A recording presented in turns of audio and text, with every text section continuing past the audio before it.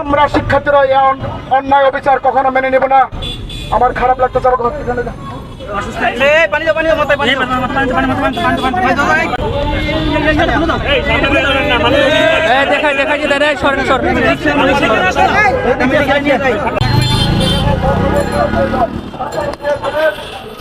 বহির্বিশ্ব যোগ্যতাটাকে প্রমাণ হিসেবে দেখে সার্টিফিকেট নয়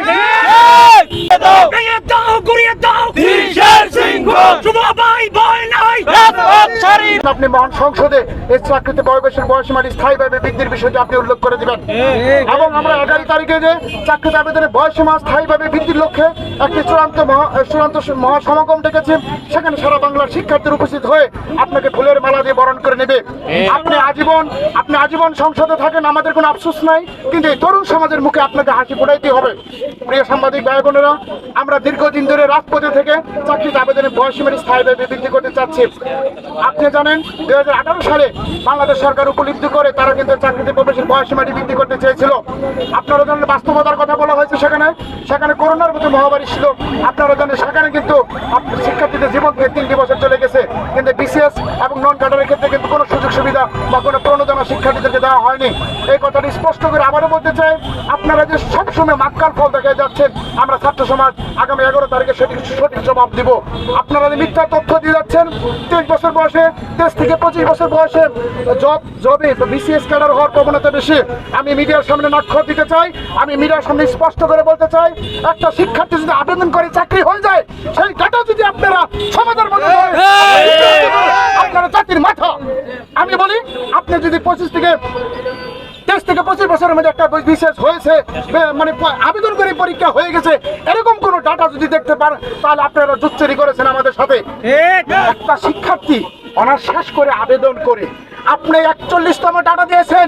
প্রথম আলো পত্রিকার একটা ডাটা দেখেছি, 41তম বিসিএস আপনি বলেছেন 4.5 বছর লেগেছে পরীক্ষার রেজাল্ট দিতে। সাংবাদিক ভাইরা, একটা শিক্ষার্থী 4.5 বছর লাগলে সেই শিক্ষার্থী যদি 23 বছর আবেদন করে জয়েন করতে তার কতটি বছর লেগেছে? 27 বছর লেগেছে।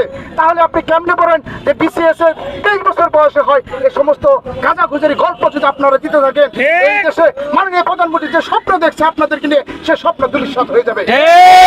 প্রিয় সাংবাদিক ভাই বোনেরা, একটা ছেলে যখন অনার্স শেষ করে তখন 1 লক্ষ শিক্ষার্থী মনে করেন যে পরীক্ষা দিচ্ছে। যখন একটা ছেলে 29 বছর বয়স হয়, তখন এই পরীক্ষার্থীদের সংখ্যা প্রায় 10% চলে আসে। 1 লক্ষ থেকে 20,000 চান্স পেতে পারে, 10,000 থেকে আপনার 2,000 চান্স পেতে পারে। তাহলে 2,000 কেন ডাটা আপনি দিলেন? আপনি কি শিক্ষায় শিক্ষিত হয়েছে? তথ্য আমরা মেনে নেব না। আপনাকে বলছি স্পষ্ট ডাটা দিবেন। আপনারা যদি আমাদের একটা জবাব দিতে পারেন, 35 বাস্তবতা নিয়ে যদি আপনি ভুল একটা ব্যাখ্যা দিয়ে থাকেন, আমরা 11 তারিখে রাজপথে সঠিক জবাব দেবো।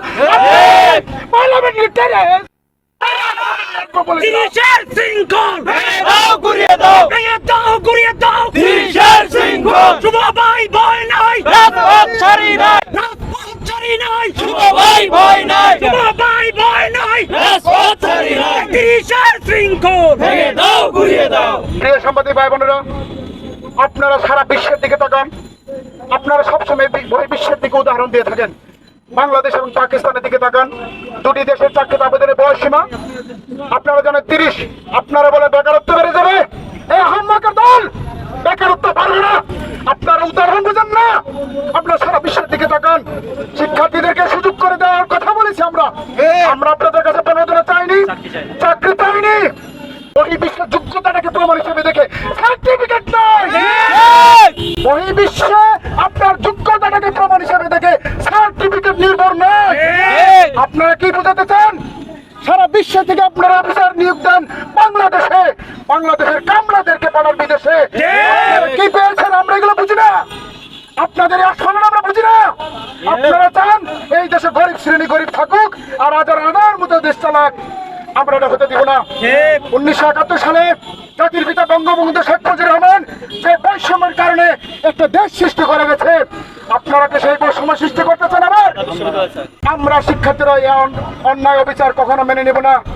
আমার খারাপ লাগতে চাবো